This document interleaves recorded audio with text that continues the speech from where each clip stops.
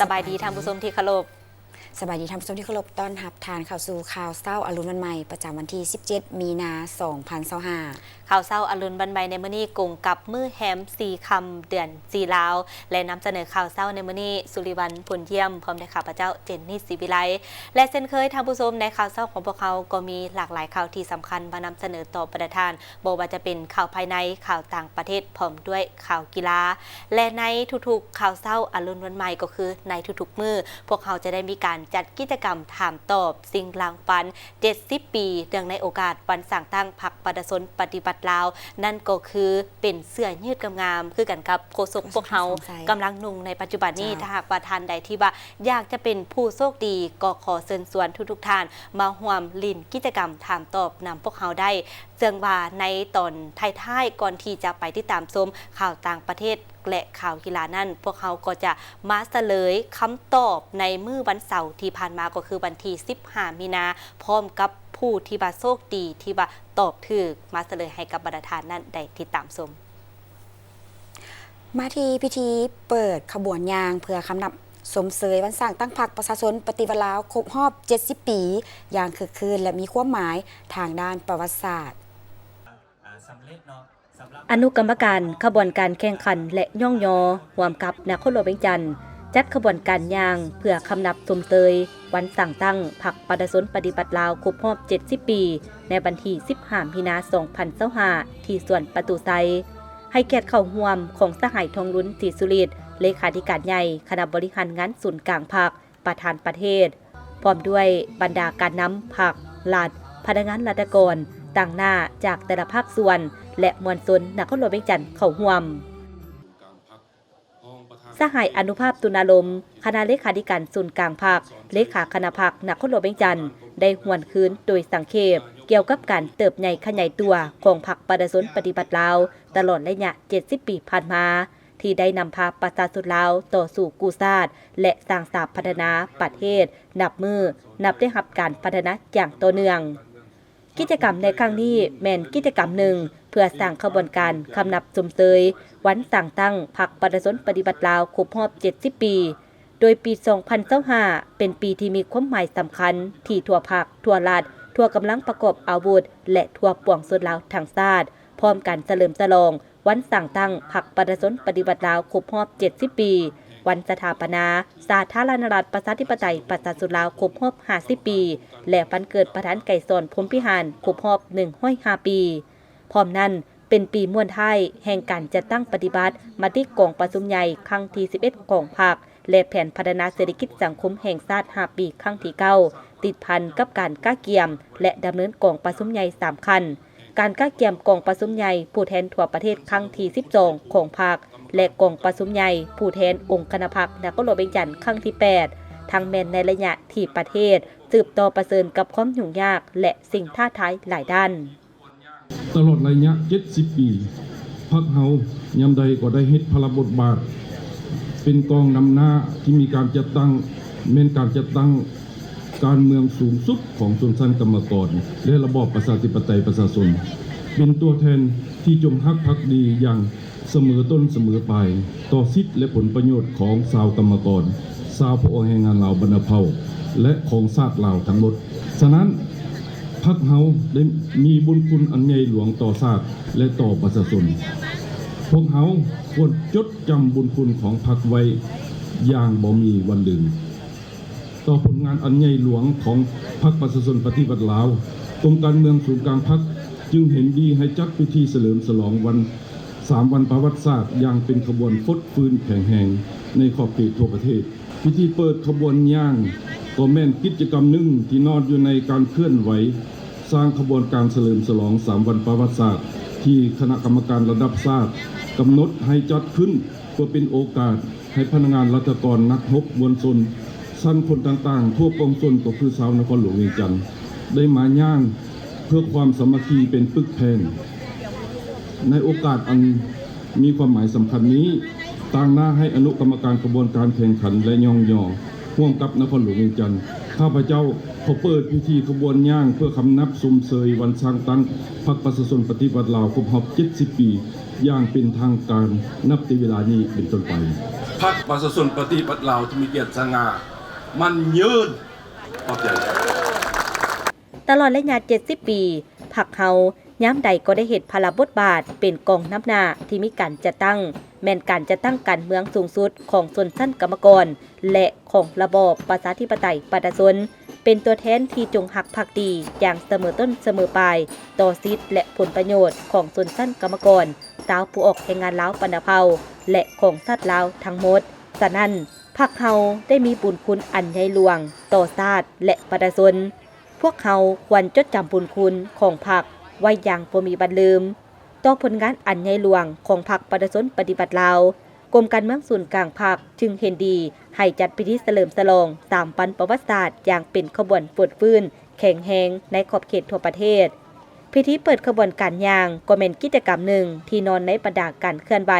สร้างขบวนการเฉลิมฉลอง3 ปันประวัติศาสตร์ที่คณะกรรมการที่นำระดับชาติกำหนดให้จัดขึ้นเพื่อเปิดโอกาสให้พนักงานราชการนักโหบมวลชนสั้นคนต่างๆทั่วปวงชนก็คือชาวนครหลวงเวียงจันทน์ได้มาย่างเพื่อความสามัคคีเป็นปึกแผ่นในโอกาสอันมีความหมายสำคัญนี้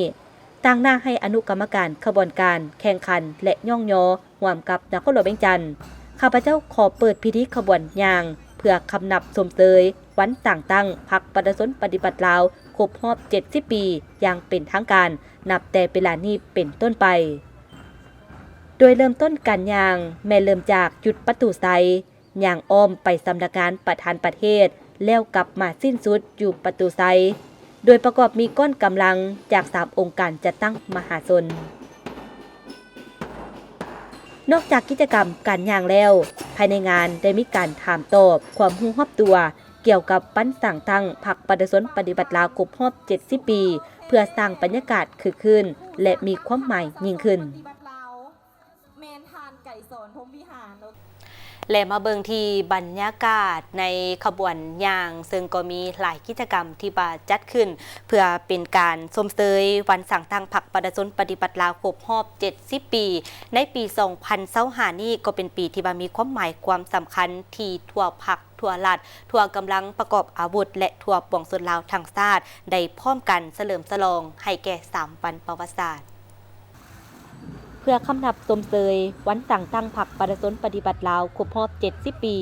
อนุกรรมการขบวนการแข่งขันและย่องยอร่วมกับนครหลวงเวียงจันทน์จัดกิจกรรมย่างเพื่อสุขภาพในวันที่15 มีนาคม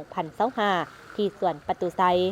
โดยมีบรรดาการนำภาครัฐขั้นสูงการนำนครหลวงกระทรวงองค์การแนวรักษาชาติสาวหนุ่มกรรมบาลแม่หญิงพนักงานทหารตำรวจและมวลชนชาวนครหลวงเวียงจันทน์เข้าร่วมการจัดกิจกรรมในครั้งนี้แม่นหนึ่งในกิจกรรมเพื่อสร้างกระบวนการคำนับสมเสยวันสั่งตั้งพรรคประชาชนปฏิบัติลาวครบรอบ70 ปีบรรดามวลชนที่เข้าร่วมงานในครั้งนี้ได้พร้อมกันเดินทางมาร่วมกิจกรรมแต่เช้ามืดด้วยใบหน้าที่ยิ้มแย้มแจ่มใสด้วยความตื่นตัวในการประกอบส่วนเข้าในกิจกรรมที่มีความหมายความสำคัญและเพื่อสร้างสุขภาพให้แข็งแรง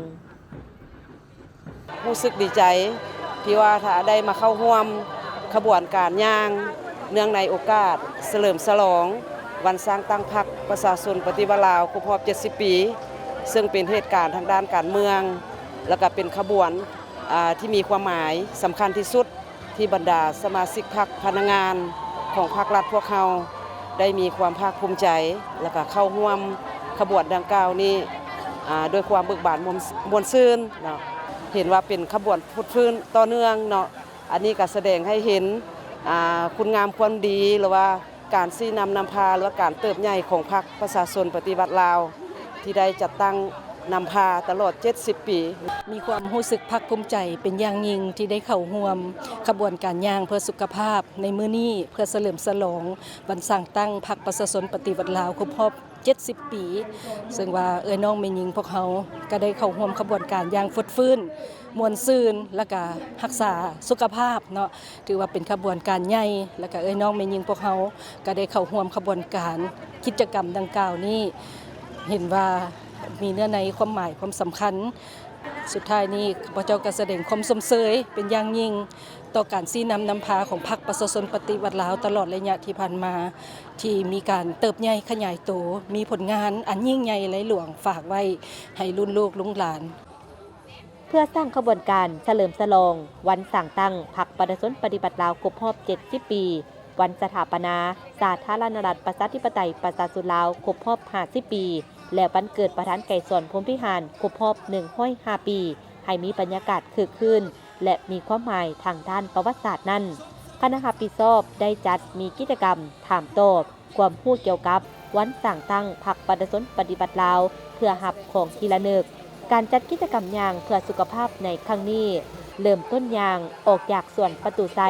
ย่างไปตามถนนล้านสร้างเลี้ยวกลับคืนอยู่3แยกไฟอำนาจหอคำสู่ถนนล้านสร้างมาสิ้นสุดอยู่สวนประตูไซซึ่งขบวนการย่างนำหน้าโดยกองดุริยางค์ของเยาวชนตามด้วยสาวหนุ่มถือป้ายคำควันย่างเพื่อคำนับสมเสยวันสั่งตั้งพรรคประชาชนปฏิบัติลาวครบรอบ 70 ปีเสริมขยายและพัฒนาบรรดาทาแหงบ่มซ่อนให้เป็นแขนงเศรษฐกิจปลายแหลมเป็นหนึ่งในยุทธศาสตร์ที่มติ10วางออกติดตามได้จากรายงานพิเศษ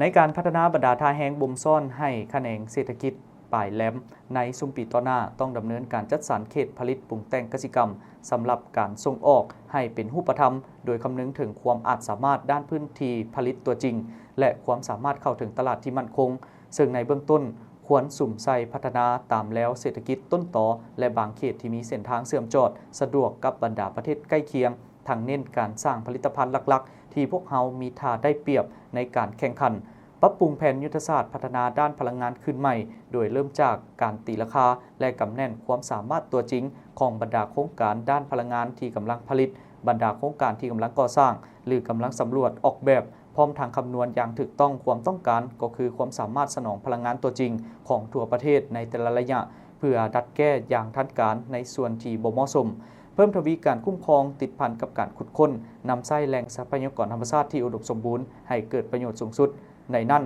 สุ่มใส่พัฒนาอุตสาหกรรมขุดค้นและปรุงแต่งบางประเภทแห่ธาตุที่สำคัญเพื่อเป็นผลิตภัณฑ์ส่งออกส่งเสริมพัฒนาบรรดาท่าแห้งด้านวัตถุดิบธรรมชาติเพื่อพัฒนาแขนงอุตสาหกรรมผลิตวัสดุก่อสร้างที่มีคุณภาพเพื่อสนองความต้องการอยู่ภายในและพัฒนาสินค้าส่งออกทดแทนการนำเข้าเพิ่มความเข้มแข็งของแหล่งรายรับงบประมาณของรัฐพัฒนาอุตสาหกรรมการท่องเที่ยวให้กลายเป็นแขนงเศรษฐกิจใหม่ที่มีศักยภาพของประเทศโดยสุ่มใส่การพัฒนาแหล่งท่องเที่ยวธรรมชาติวัฒนธรรมประวัติศาสตร์และท่องเที่ยวเกษตรกรรมเสริมขยายท่าได้เปรียบด้านที่ตั้งของประเทศและพัฒนาพื้นฐานโครงสร้างที่สามารถรองรับการเชื่อมจอดเชื่อมโยงด้วยการสุ่มสร้างพื้นฐานเทคนิคด้านโลจิสติกที่เข้มแข็งทันสมัย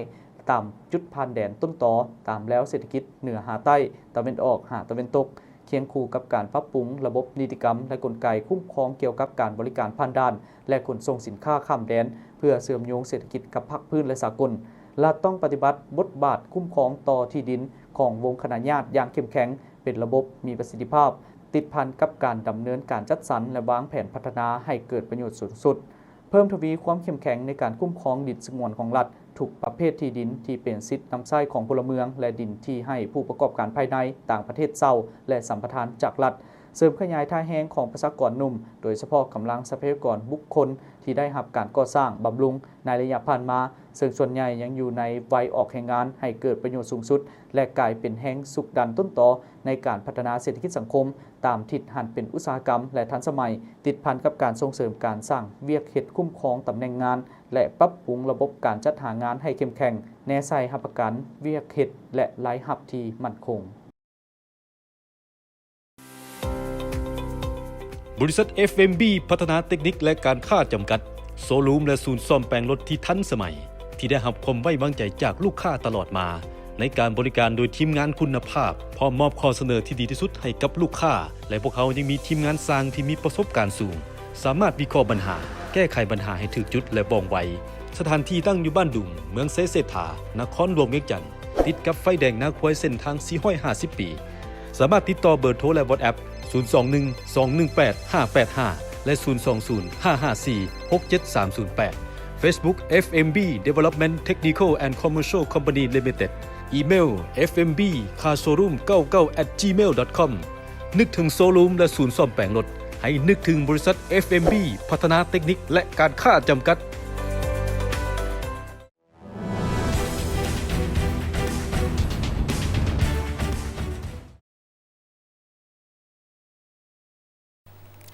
ได้มีพิธีเฉลิมฉลองการสั่งตั้งองค์การส่งเสริมการค้าญี่ปุ่นหรือเจสโลประจำลาว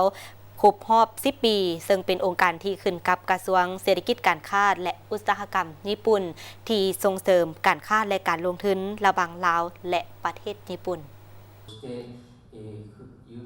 ในพิธีท่านเพชรพรหมพิพักษ์รัฐมนตรีกระทรวงแผนการและการลงทุนได้ต่างหน้าให้รัฐบาลลาวมอบเหรียญกามิตรภาพให้องค์การส่งเสริมการค้าญี่ปุ่นประจำลาวที่มีผลงานในการประกอบส่วนเข้าในเวียกงานส่งเสริมการลงทุนจากประเทศญี่ปุ่นเข้ามาลาวตลอดระยะ 10 ปีที่ผ่านมานอกนี้องค์การส่งเสริมการค้าญี่ปุ่นและกระทรวงอุตสาหกรรมและการค้าลาวยังได้เซ็นลงนามในบทบันทึกการร่วมมือเพื่อสร้างความเข้มแข็งให้แก่สายพัวพันด้านการร่วมมือของสองฝ่ายและรับฟังหลายประวัติและผลสำเร็จของเจโตรในระยะ 10 ปีผ่านมาท่านทาคาโอกะชิซุมุประธานองค์การส่งเสริมการค้าญี่ปุ่นได้กล่าวว่าการสั่งตั้งเจโตรประจำลาวได้ถูกกำหนดขึ้นเนื่องจากได้รับการเสนอจากท่านท้องสิงห์ธรรมวงศ์อดีตนายกรัฐมนตรีลาวในเดือนสิงหาคม 2012 ต่อมามีการเซ็นลงนามบทบันทึกความเข้าใจการร่วมมือระหว่างท่านอิชิเกะฮิโดยุกิประธานองค์การส่งเสริมการค้าญี่ปุ่นและท่านอรุณแก้วกิติคุณรองรัฐมนตรีกระทรวงการต่างประเทศเป็นสักขีพยานโดยท่านชินโซอาเบะอดีตนายกรัฐมนตรีญี่ปุ่นและท่านท้องสิงห์ธรรมวงศ์จากนั้นเจโตรประจำลาว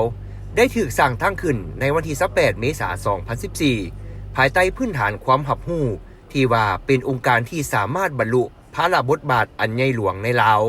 โดยอิงใส่การกำหนดที่ตั้งทางยุทธศาสตร์ของลาวในฐานะเป็นจุดเชื่อมต่อที่สำคัญในการขนส่งทางบกระหว่างบรรดาประเทศสมาชิกอนุภาคพื้นแม่น้ำคอง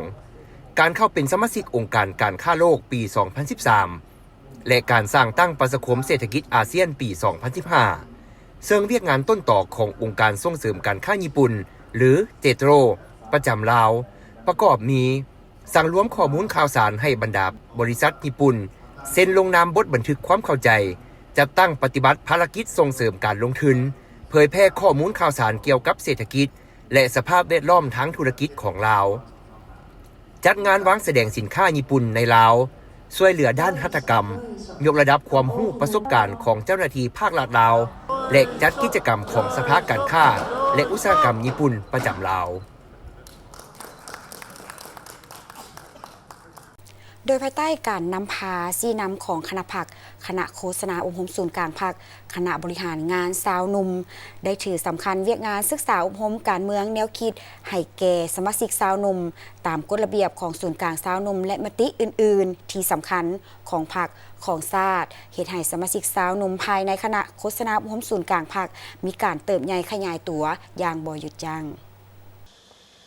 จากการให้สัมภาษณ์ของทานนางสุขสวรรค์อินทวิไล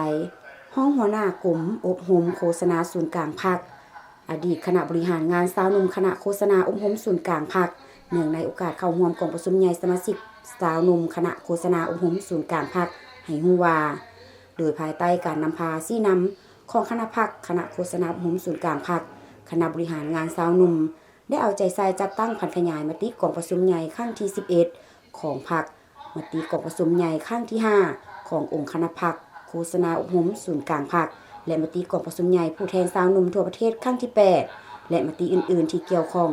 เหตุให้สาวหนุ่มของตนได้มีการเติบใหญ่ขยายตัวและหนักแน่นโดยผ่านกระบวนการมหาชน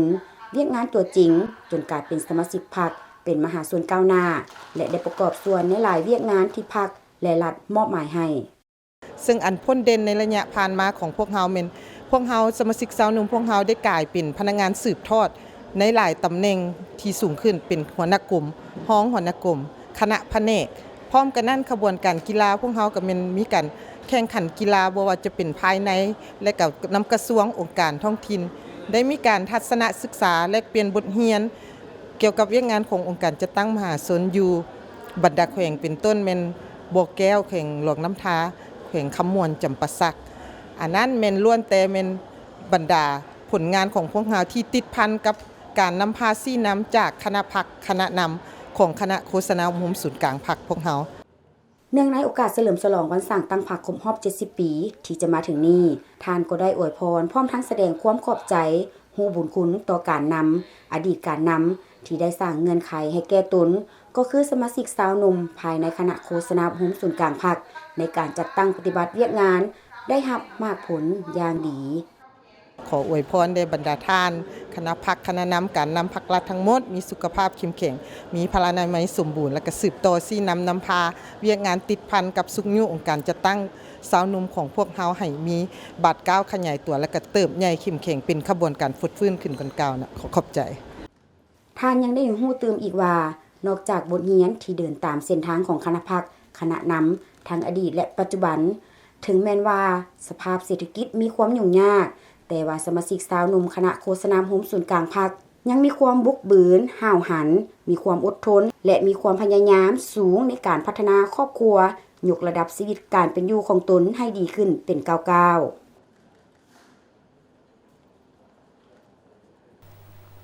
ในวันที่ 14 มีนาคม 2025 ที่นครหลวงเวียงจันทร์กรมคุ้มครองเงินตราต่างประเทศธนาคารแห่งสาธารณรัฐประชาธิปไตยประชาชนลาว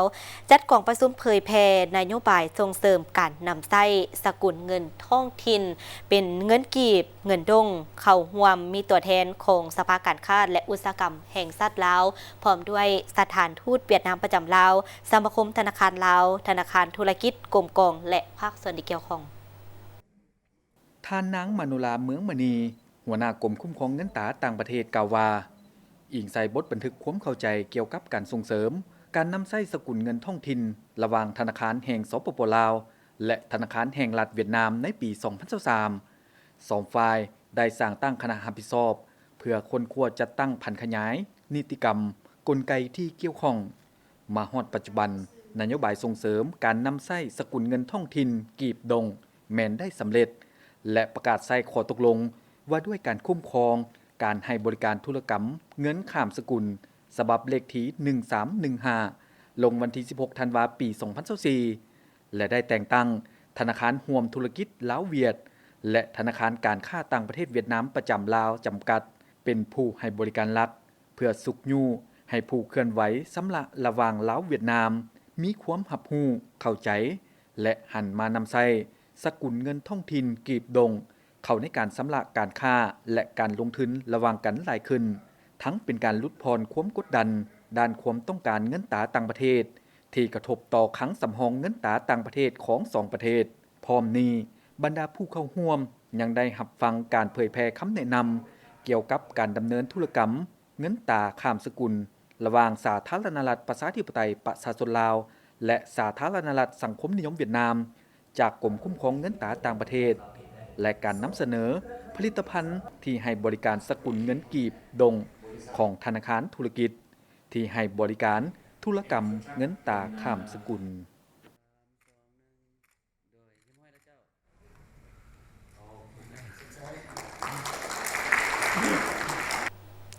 มาที่ครอบครัวตัวแบบที่ดีเด่นมีรายรับจากการปลูกพืชผักเป็นสินค้าเฮ็ดให้ฐานะครอบครัวดีขึ้นสร้างรายได้ให้ครอบครัวได้ประมาณ10ล้านกีบต่อเดือนหรือเท่ากับ120ล้านกีบต่อปี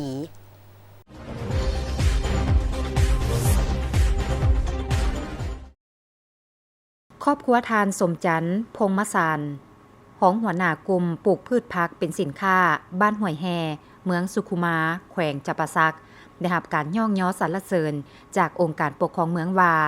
เป็นครอบครัวตัวแบบที่ดีเด่นที่มีรายรับจากการปลูกพืชผักเป็นสินค้าเฮ็ดให้ฐานะครอบครัวดีขึ้นโดยได้รับการชี้นำพาขององค์คณะผักเมืองสุขุมาแผนกกสิกรรมและป่าไม้แขวงห้องการกสิกรรมและป่าไม้เมืองว่าด้วยการผลิตกสิกรรมเป็นสินค้าของประชาชนบ้านห้วยแฮดังนั้นครอบครัวจึงเข้าเป็นสมาชิกกลุ่มปลูกพืชผักเป็นสินค้าในปี 2015-2016 ตามการนำพาของพรรคและรัฐขันเทิงร่วมกับประชาชนครอบครัวอื่นๆจำนวน15ครอบครัวในเบื้องต้นปลูกพืชผักอยู่ในเนื้อที่ 1.5 ไร่และมีเหือนโฮมปลูกพืชผัก2หลังเนื้อที่ทำการผลิตเป็น4เฮกตาร์ตกมาฮอดปี 2024มีสมาชิกเพิ่มขึ้นเป็น41ครอบครัวซึ่งได้รับทุนช่วยเหลือล่าจากโครงการส่งเสริมระบบตองโซการผลิตกสิกรรมเป็นสินค้าเป็นมิตรต่อสิ่งแวดล้อมจำนวน 41,000 ดอลลาร์สหรัฐเท่ากับ905ล้านกว่ากีบเพื่อสร้างเป็นกองทุนของกลุ่มเฮ็ดให้กลุ่มสามารถผลิตพืชผักได้ทั้งหมด54ต้นสร้างรายรับได้ 1,500 ล้านกีบสามารถส่งเสริมหมักเพชรออกต่างประเทศได้จำนวนหนึ่งคือส่งไปบรรดาประเทศสหภาพยุโรป EU 1,500 กิโลต่อปีโดยผ่านบริษัท Living Faith ที่มีสำนักงานตั้งอยู่เมืองปากซองในการจัดส่งและกวดกามาตรฐานต่างๆก่อนส่งออกเบื้องต้นกับประชาชนกำลังเลแน่เนาะการเฮ็ดมันสิได้ยังว่าคือแต่ก่อนประชาชนเฮาก็บ่ทันมีความรู้หยังหลายนะเนาะเรื่องการปลูกการเลี้ยงหยังน่ะแต่ว่าตกมาฮอด2015-2016นี่ก็ได้มาทางบ้านเฮาก็มาทางพ่อบ้านนายบ้านนี่แล้วก็ภาคส่วนที่เกี่ยวของบ้านเนาะก็ได้มาแนะนำพาว่าการเฮ็ดการปลูกกันหยังน่ะเฮ็ดเป็นอันนี้เป็นกลุ่มเป็นหยังดีบ่ว่าซั่นเริ่มต้นก็มีวัดก่อตั้งกลุ่มตู้เย็นก็15ครอบครัวเนาะก็มีรายรับคือว่าเห็นว่ารายรับมันก็ดีขึ้นเนาะก็แต่ว่าบ่ได้หลายเท่าที่ควรเพราะว่าเทคนิคอิหยังเฮาก็บ่ทันมีนะแบบปลูกแบบปฐมฌานการปลูกกันหยังก็บ่ได้รับผลเท่าที่ควรเนาะหลังจากนั้นก็มีทั้งขันเทิงทั้งเมืองกันเนาะก็ได้มีการว่าฝึกอบรมให้ทั้งกลุ่มมานะให้มีเทคนิคเรื่องเทคนิคการเฮ็ดฝุ่นกันหยังการนับแต่การเริ่มปลูกพุ่นน่ะการบริวารรักษาหยังใครจะมาเบิ่งมันก็ได้รับผลดีกว่าเก่าปัจจุบันแมนสามารถปลูกพืชผักได้ทั้งฤดูแล้งและฤดูฝนสามารถตอบสนองผลผลิตของพืชแต่ละชนิดสำหรับหมากเพชรแมนได้รับการยั่งยืนมาตรฐานกสิกรรมที่ดีแล้วจากกลุ่มปลูกฝังในปี 2024จากการผลิตดังกล่าวสามารถสั่งรายรับให้ครอบครัวหนึ่งเฉลี่ยประมาณ10ล้านกีบต่อเดือนหรือเท่ากับ120ล้านกีบต่อปีฉะนั้นกลุ่มปลูกพืชผักเป็นสินค้าของพวกเฮาเทียบใส่เมื่อก่อนแม่นดีขึ้นหลายกลายเป็นครอบครัวมีอยู่มีกินและมีเงินสะสมไว้ในยามมีความจำเป็นสามารถหลุดพ้นจากครอบครัวทุกข์ยากได้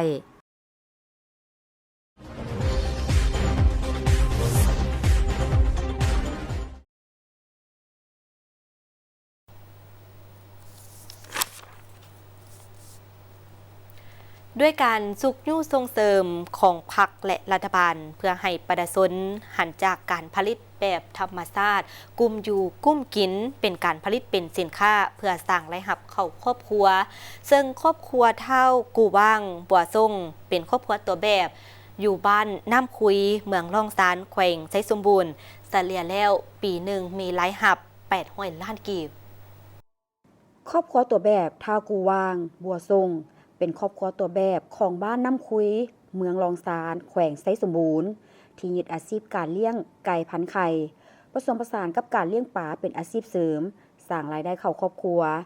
ในเมื่อก่อนครอบครัวแม่นเฮ็ดอาชีพรับจ้างทั่วไปเฮ็ดให้รายรับบ่เพียงพอกับรายจ่ายเมื่อเห็นว่าความเฮียงห้องต้องการของสังคมก็คือตลาดมีความต้องการในการบริโภคไข่ไก่เพิ่มขึ้นและขายได้ราคาดีสามารถสร้างรายรับให้ครอบครัวทั้งเป็นอาชีพที่มั่นคงจึงได้ส่องหาบทเรียนจากผู้ที่มีประสบการณ์และมาบุกเบิกเนื้อที่ดินจำนวน13เฮกตาร์เพื่อลงมือเลี้ยงไก่พันไข่ซึ่งได้เริ่มในปี 2013 นำไก่มาเลี้ยงจำนวน 4,000 ตัวเคียงคู่กับการเลี้ยงปลาแบบผสมผสานโดยการลงทุนในเบื้องต้น150ล้านกีบต่อมาในปี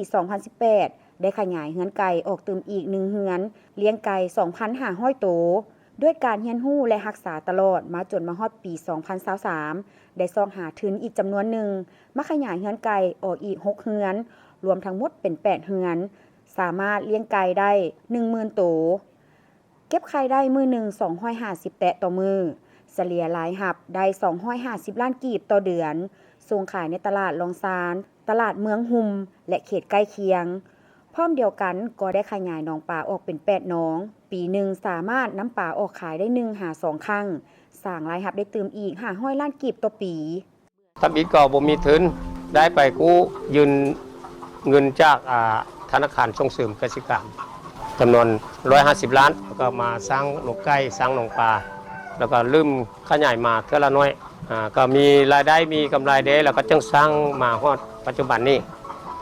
รวมทั้งหมดฟาร์มไก่เดี๋ยวนี้มีอยู่8ฟาร์มและหับจากไก่นี้ก็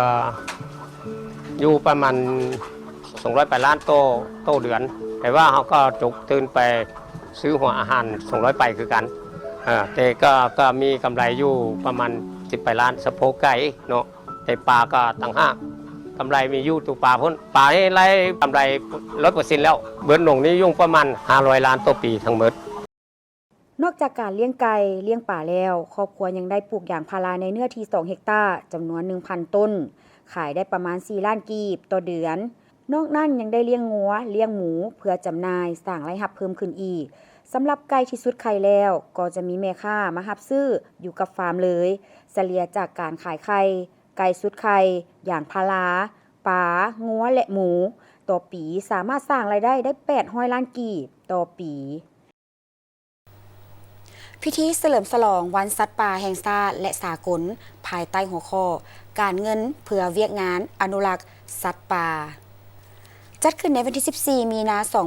2025 โดยการเป็นประธานร่วมของทานนางจันทครบัวละพันธ์รองรัฐมนตรีกระทรวงเกษตรกรรมและป่าไม้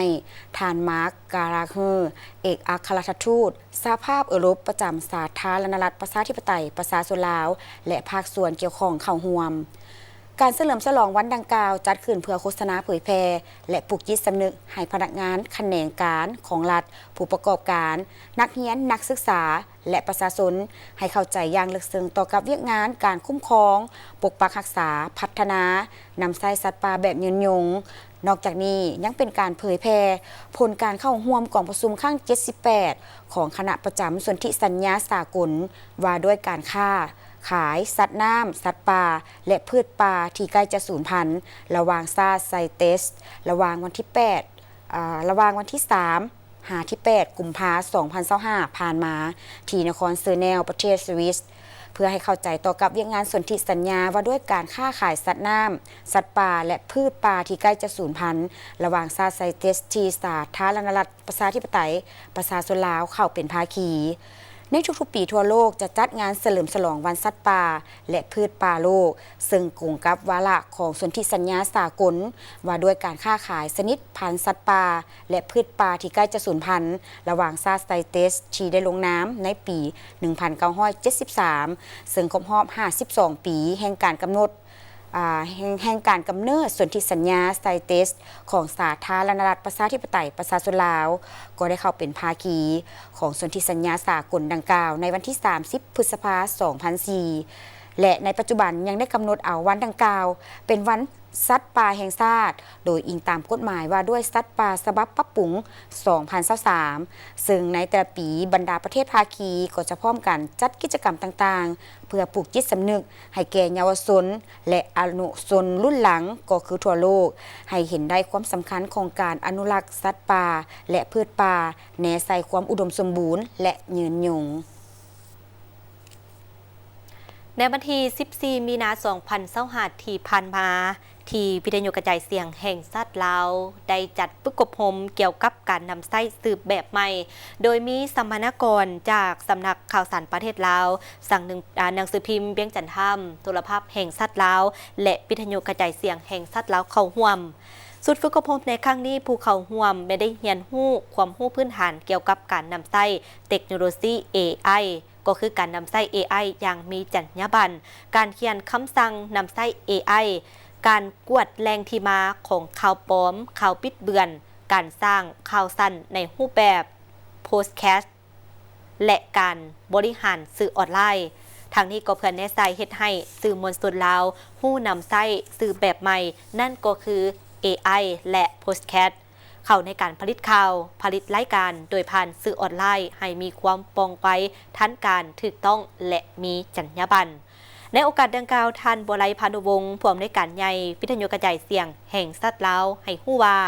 ศูนย์ฝึกอบรมในครั้งนี้เป็นการเปิดโอกาสเปิดความรู้ใหม่และพัฒนาสื่อมวลชนลาวให้ฮู้นำใช้เทคโนโลยีใหม่ๆที่ทันสมัยเข้าในการปฏิบัติหน้าที่เปียกงานของตนก็คือนำใช้เทคโนโลยีช่วยในการเขียนข่าวผลิตรายการและอื่นๆทั้งเป็นการเพิ่มความรับรู้เกี่ยวกับการตอบโต้ข่าวปลอมข่าวบิดเบือนและการตรวจสอบข้อมูลต่างๆที่บิดเบือนความเป็นจริงอยู่ในสื่อออนไลน์แนใส่เฮ็ดให้บรรดาสื่อมวลชนของลาวรับรู้และเข้าใจเกี่ยวกับการนำใช้สื่อแบบใหม่อย่างมีความรับผิดชอบและมีจรรยาบรรณรวมทั้งวิธีควบคุมเนื้อหาและการใช้สื่อสังคมออนไลน์ให้มีความปลอดภัยท่านผู้ชมเส้นทาง T11 หรือ R11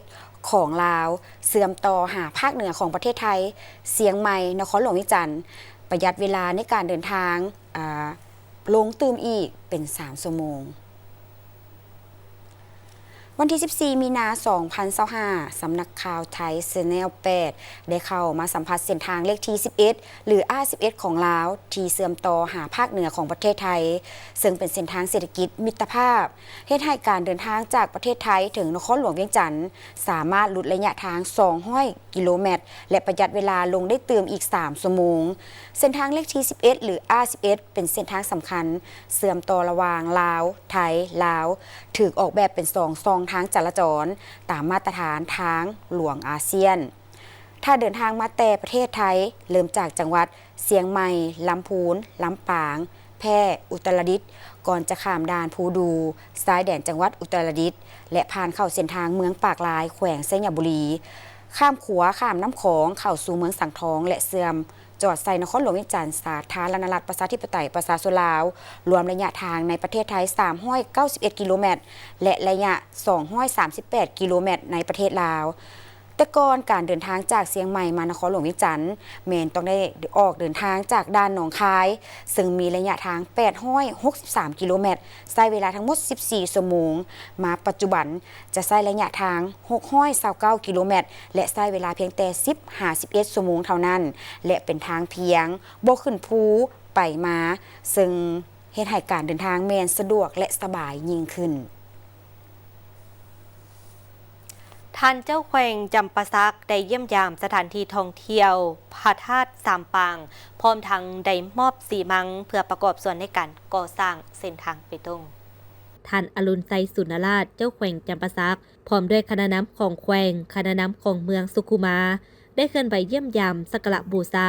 สถานที่ท่องเที่ยวพระธาตุสามปางบ้านธาตุสามปางเมืองสุขุมา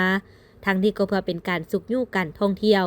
พร้อมทั้งมีคำเห็นชี้นำให้คณะภาคองค์การปกครองบ้านและภาคส่วนที่เกี่ยวข้องจงได้ร่วมกันพัฒนาแหล่งท่องเที่ยวพระธาตุสามปางให้เป็นสถานที่ท่องเที่ยวทางด้านวัฒนธรรมที่ได้รับความสนใจของนักท่องเที่ยวภายใน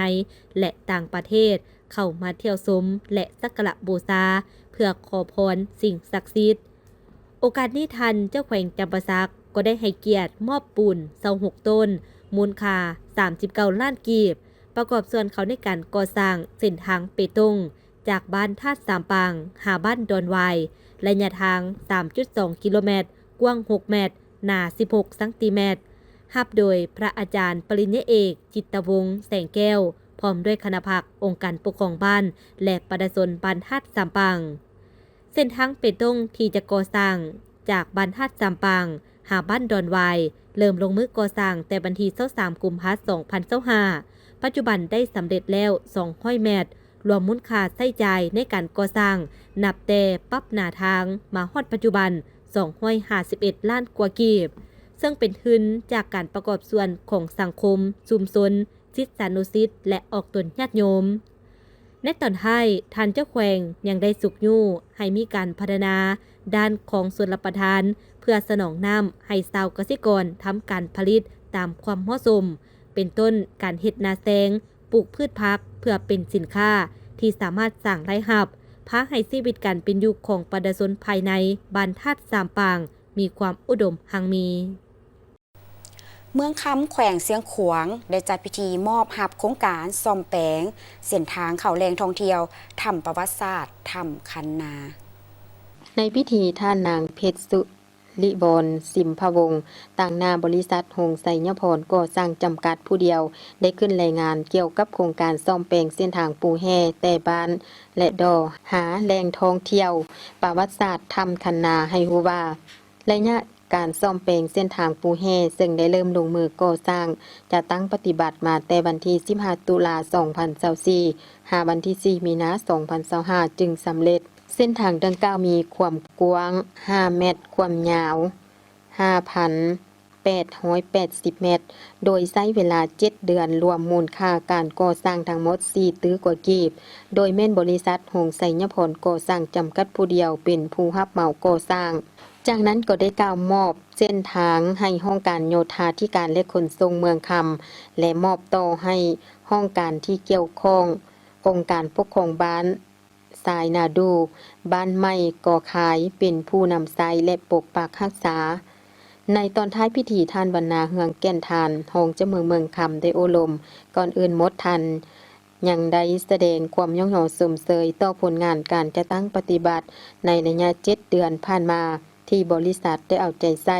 ในการก่อสร้างสำเร็จตามคาดหมายพร้อมทั้งเรียกร้องมายังบรรดาห้องการที่เกี่ยวข้องการเมืององค์การปกครองบ้านจงพร้อมกันเอาใจใส่ปกปักรักษาเส้นทางการกำหนดขอบเขตสงวนของทางการต่อเติมเส้นทางเข้าเฮือนเข้าเขตทำการผลิตและสร้างต่อเติมเฮือนซานให้มีการประสานสมทบกับภาคส่วนที่เกี่ยวข้องพร้อมทางรักษาความสะอาดตามเส้นทางขอบทางให้จบงามและพร้อมกันนำไซให้ได้ยาวนานกองประชุมใหญ่สมาชิกสหพันธ์แม่หญิงหน่วยแผนกอุตสาหกรรมและการค้าแขวงอุดมไซครั้งที่6กองประชุมได้ผ่านห่างบทรายงานการเมือง2ภาคซึ่งยกให้เห็นผลงานการนำพาจะตั้งเคลื่อนไหวเวียกงานของคณะแม่หญิงระยะ5ปีที่ผ่านมาถือเอาเวียกงานศึกษาพรมการเมืองแนวคิดให้สมาชิกแม่หญิงนำพาจะตั้งเสื่อมซึมแนวทางนโยบายมติคำสั่งของพรรคกฎหมายของรัฐข้อกำหนดกฎระเบียบของสหพันธ์แม่หญิงลาวซึ่งหน่วยสหพันธ์แม่หญิงแผนกอุตสาหกรรมและการค้ามีสมาชิกทั้งหมด17สหายการเคลื่อนไหวแม่นปฏิบัติตามพระบทบาท10หน้าที่ของแม่หญิงลาวก็คือของแขวงวางออกติดพันกับเวียกงานวิสาสะเพาะเอาใจใส่เวียกงานจะตั้งปฏิบัติคำขวัญและข้อแข่งขัน 3D ของสหพันธ์แม่หญิงลาวอย่างเป็นขบวนอันพ้นเด่นคณะแม่หญิงได้สุกยูให้สมาชิกญาติเวลานอกวงการสร้างเศรษฐกิจครอบครัวด้วยการปลูกฝังเลี้ยงสัตว์บริการค้าขายอื่นๆสร้างรายรับเข้าครอบครัวแสดงออกมี4ครอบครัวที่มีรายรับแต่50ล้าน300ล้านกีบต่อปีผ่านการเคลื่อนไหวเวียกงานได้รับการยั่งยืนเป็นแม่หญิงฮักฐาน 3D จากสหพันธ์แม่หญิงแขวง5ปีซ้อนพิธีได้มอบใบย่องย่อประจำ5ปีในการจะตั้งปฏิบัติเวียกงานวิสาสะเพาะใบย่องย่อการเคลื่อนไหวแม่หญิงใบย่องย่อการแข่งขันหักษาและพัฒนาใบย่องย่อรัฐบาล5สหายเจ้าแขวง7สหายกรรมบาล65สหายสาหนุ่ม49สหายเพื่อสืบต่อนำพาซี่นำเวียกงานแม่หญิงในต่อหน้าจากนั้นก็ได้ปอนบัตรคัดเลือกเอาคณะสุดใหม่กองประชุมปฐมฤกษ์ได้เลือกเอาสหายนางสุดาดวงธรรมลีเป็นประธานสหพันธ์แม่หญิงหน่วยสหายนางอุดมพรพิลาวงศ์เป็นรองรับผิดชอบเวียกงานกวาดการและทานนางหมอนคำสุขสิงหาเป็นคณะกองประชุมได้รับฟังการโอ้ลมของทานนางไมพรศิริวงศ์เลขาคณะภาคฮักทานคณะบริหารงานสหพันธ์แม่หญิงแขวงหัวหน้าแผนกอุตสาหกรรมและการค้าแขวงซึ่งทานได้ย่องยอสมเสยต่อกับผลงานที่พ้นเด่นพร้อมทางเน้นให้คณะสุดใหม่จงเอาใจใส่สืบต่อศึกษาอบรมการเมืองแนวคิดให้สมาชิกแม่หญิงมีคุณธาตุการเมืองนักแน่นมีคุณสมบัติศีลธรรมปฏิบัติมีน้ำใจหักเสื้อแผงชาติหักเกียรติศักดิ์ศรีของแม่หญิงลาวมูลเสื้อวัฒนธรรมประเพณีอันดีงามของชาติของเผ่าปรับปรุงการจัดตั้งให้มีความนักแน่นเข้มแข็งทางด้านแบบแผนวิธีเฮ็ดเวียกให้ถูกต้องตามกฎระเบียบภาระบทบาทของแม่หญิงเต้าห่มความสามัคคีเฮ็ดหน้าที่นำพาน้องแม่หญิงเคลื่อนไหวดำเนินชีวิตประจำเดือนเสียเงินบำรุงเป็นปกติพร้อมทั้งสร้างเงื่อนไขและโอกาส ให้แม่หญิงได้ยกระดับความรู้ด้านวิชาเฉพาะและทฤษฎีให้มีจำนวนเพิ่มขึ้นพร้อมกันนำพาจะตั้งเคลื่อนไหวเวียกงานต่างๆติดพันกับคำขวัญของแม่หญิงลาวที่ว่าพัฒนาความเสมอภาพหญิงชายติดพันกับการพัฒนาประเทศชาติเป็นเจ้าการนำพาจะตั้งปฏิบัติข้อแข่งขัน 3D คือพลเมืองดีพัฒนาดีสร้างครอบครัวดีสร้างตัวแบบแม่หญิง 3D ให้มีคุณภาพและหลายขึ้นอยากฮอมายังสมาชิกแม่หญิงทุกสหายเป็นเจ้าการจะตั้งปฏิบัติมติกองประชุมใหญ่ครั้งที่ 6 ให้ได้รับผลสำเร็จ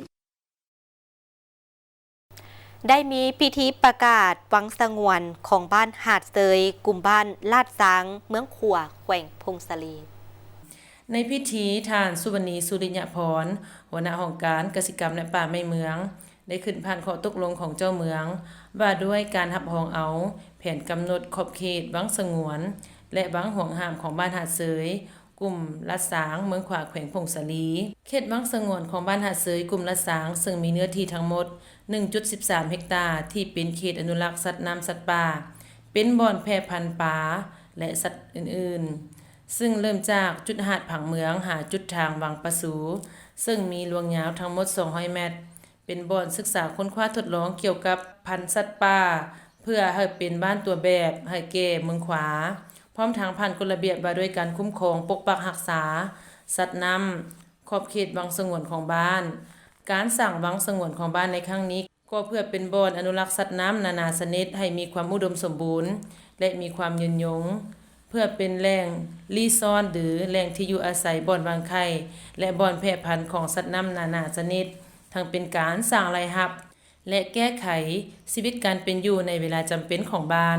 จากนั้นการนำผักลัดเมืองพร้อมอำนาจการปกครองบ้านยังได้ปล่อยปลาลงสู่วังสงวนของบ้านหาดเสยจำนวนพันปลาที่นำมาปล่อยในครั้งนี้รวมทั้งหมด 6,000 ตัวมี3ชนิดแนวพันธุ์คือปลาไหนปลาปากและปลานิลคิดเป็นมูลค่า2 ล้านกว่ากีบจากนั้นท่านสอนสนุกศรีสุราษฎร์เลขาพรรคเจ้าเมืองพร้อมด้วยคณะก็ได้เข้าร่วมพิธีเปิดน้ำใสของการบ้านหาดเสยโอกาสนี้ท่านสุขศรีสวัสดิ์ก็ได้รายงานสภาพการจัดตั้งปฏิบัติการก่อสร้างของการบ้านดังกล่าวซึ่งได้เริ่มลงมือก่อสร้างแต่เดือนธันวาปี 2024และสำเร็จในต้นเดือนมีนาปี 2025รวมมูลค่าการก่อสร้างทั้งหมด50 กว่าล้านกีบโดยแม่นทุนสมทบประชาชนภายในบ้านและบริษัทหงเหืองจำปาก่อสร้างหัวทางประกอบส่วน14 ล้านกว่ากีบโอกาสเดียวกันนี้ท่านสอนสนุกศรีสุราษฎร์เจ้าเมืองเมืองขวาได้มีคำเห็นเน้นนักและชี้นำให้องค์การจัดตั้งบ้านทุกๆขั้นต้องเอาใจใส่เป็นเจ้าการเมื่อได้ประกาศวังสงวนของบ้านแล้วต้องได้ช่วยกันเป็นหูเป็นตาสอดส่องเบิ่งบุคคลที่ละเมิดฝ่าฝืนลักลอบมาหาปลาขอบเขตวังสงวนวังห่วงห้ามต้องได้ปฏิบัติตามระเบียบของบ้านอย่างเด็ดขาดการสร้างวังสงวนของบ้านเป็นการปกปักรักษาฟื้นฟูระบบนิเวศทางน้ำให้มีความอุดมสมบูรณ์และยืนยงทั้งเป็นบ่อนวางไข่ของปลาให้แพร่พันธุ์นับมือนับหลายขึ้นและเป็นบ่อนสร้างรายรับให้พ่อแม่ประชาชนภายในบ้านในต่อหน้าและพร้อมกันปกปักรักษาน้ำเซ้อห้องการบ้านดังกล่าวให้ได้ยาวนานและเกิดผลประโยชน์สูงสุดท่านผู้ชมที่เคารพและก่อนที่จะไปที่ตามชมข่าวต่างประเทศพร้อมด้วยข่าวกีฬานั้นพวกเฮามาร่วมกิจกรรมถามตอบน้ำกันก็คือเนื่องในโอกาสวันสั่งตั้งพรรคประชาชนปฏิบัติลาวครบรอบ70 ปีในปี 2025นี้เพื่อสิ่งรางวัลเอาเสื้อยืดงามๆคือกันกับโฆษกของพวกเฮากำลังหนุ่งในปัจจุบันนี้ถ้าหากว่าท่านอยากจะเป็นผู้โชคดีก็ขอเชิญชวนทุกท่านนั้นมาร่วมกิจกรรมน้ำกันแต่ก่อนที่จะไปเฉลยคำตอบในวันเสาร์ก็คือวันที่15 มีนาคมที่ผ่านมาขออนุญาตอ่านคืนคำถามซึ่งคำถามในวันเสาร์วันที่15 มีนาคมที่ผ่านมามีอยู่ว่าโครงการการเมืองฉบับทำอิฐของพรรคประกอบมีจักข้อซึ่งคำถามมีคำตอบให้เลือกทั้งหมด3ข้อคือข้อกอไก่12ข้อขอไข่15ข้อขอคอควาย17ข้อสำหรับคำตอบที่ถูกต้องแม่นข้อกอไก่ทั้งหมดมี12ข้อพร้อมเดียวกันนั้นพวกเขาก็มีผู้โชคดีที่ว่าตอบถูกนั่นก็คือ12ข้อสำหรับผู้ที่โชคดีที่ว่าตอบถูกนี่โดยแม่นทันบุญสุขเสียยิมัวในการที่ว่ามาตอบหรือว่ามาร่วมกิจกรรมและก็จะได้รับเสื้อยืดงามๆคือกันกับ โฆษกของพวกเขาที่บากำลังนุ่งในปัจจุบันนี้ถ้าหากว่าท่านใดที่บาอยากจะเป็นผู้โชคดีก็ขอเชิญชวนทุกท่านนั้นมาร่วมกิจกรรมนำพวกเขาแต่ว่าอย่าลืมสำหรับการมาร่วมกิจกรรมนี้จะมีกติกาคือใดที่สำคัญแล้วก็แมนติดตามเพจข่าวโทสโลพร้อมเดียวกันนั้นก็ติดตามการไล่สดหรือว่าการอ่านข่าวหรือว่าการอ่านคำถามหรือบาเฉลยคำถามในแต่ละมือบามีคำถามขึ้นใดเพื่อที่จะมาตอบเอาของทางปันพร้อมเดียวกันนั้นหลังจากที่บาได้หับชมในข่าวเศร้าของพวกเขาแล้วก็อย่าลืมกดไลค์กดแชร์พร้อมเดียวกันนั้นก็แคปและก็โพสต์ลงอยู่ในคอมเมนต์ของพวกเขาและสำหรับคำถามในบันที17เพื่อที่จะเฉลยในมือต่อไปนั่นก็มีอยู่ว่าการเปลี่ยนแปลงใหม่รอบด้านมีหลักการของพรรคแม่นเริ่มจัดตั้งปฏิบัติแต่ปีใดสำหรับกอไก่ปี 1986 ขอไข่ปี 1991 และคอควายปี 1996เจ้าสำหรับท่านผู้ชมท่านใดที่ฮู้คำตอบก็สามารถร่วมกิจกรรมนำพวกเขาได้โดยเฮ็ดตามกติกาติดตามเพจกดไลค์กดแชร์ตอบแคปคอมเมนต์แคปคำตอบแล้วลงไปในคอมเมนต์ของพวกเขาสำหรับผู้ที่โชคดีก็สามารถติดตามได้จากเพจของพวกเขาก็คือเพจFacebook ข่าวทสลก็ขอเชิญชวนทุกท่านนั้นมาร่วมกิจกรรมดีๆแบบนี้ที่บาจัดขึ้นเพื่อเป็นการสมเสยวันสั่งตั้งพรรคประชาชนปฏิบัติลาวก็คือในปีนี้ครบรอบ70 ปีหมดเวลาสำหรับการรายงานข่าวเช้าอรุณวันใหม่ขอบใจทุกท่านที่ให้เกียรติที่ตามรับชมโฆษกทั้งสองพร้อมด้วยทีมงานข่าวลาท่านผู้ชมไปก่อนสบายดี